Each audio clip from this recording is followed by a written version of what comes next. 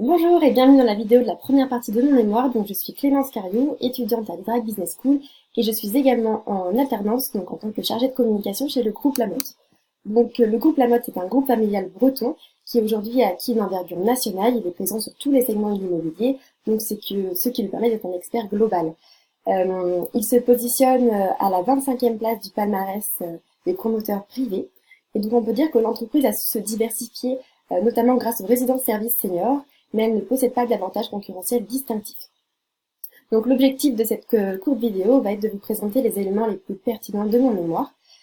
Et donc pour commencer, j'ai réalisé un diagnostic stratégique, donc avec dans un premier temps l'analyse du macro-environnement, ensuite du micro-environnement, donc là je vous ai présenté quelques éléments, et du méso-environnement non des parties prenantes.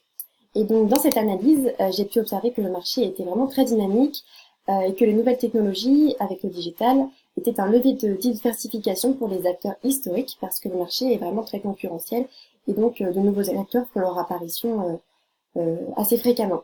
On observe également qu'il y a un bousculement au niveau des modes de construction à cause des nouveaux défis énergétiques et des tendances démographiques. Donc c'est-à-dire tout ce qui est augmentation de la population, vieillissement de la population, l'urbanisation, mais tout ce qui est relatif également à la mobilité.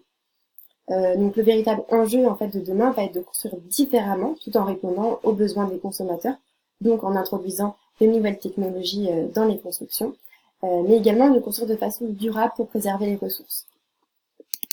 Donc dans un second temps, j'ai réalisé une revue de littérature, donc j'ai choisi le thème des Smart Cities, donc le thème des villes intelligentes.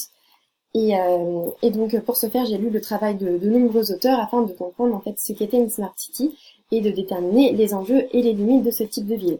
Et donc il y a une citation qui m'a pas mal marquée, donc c'est le 19e siècle était un siècle d'empire, le 20e siècle un siècle d'État-nation et le 21e siècle sera un siècle de ville.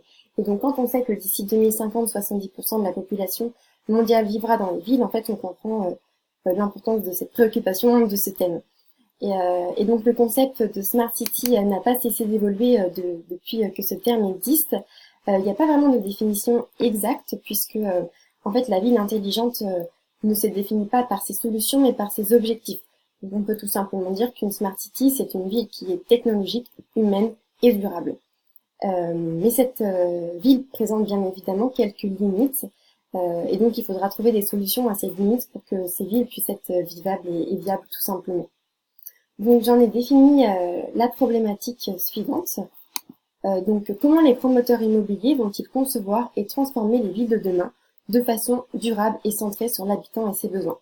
Et donc pour répondre à cette question, on verra ça en deuxième partie de mémoire, donc l'année prochaine.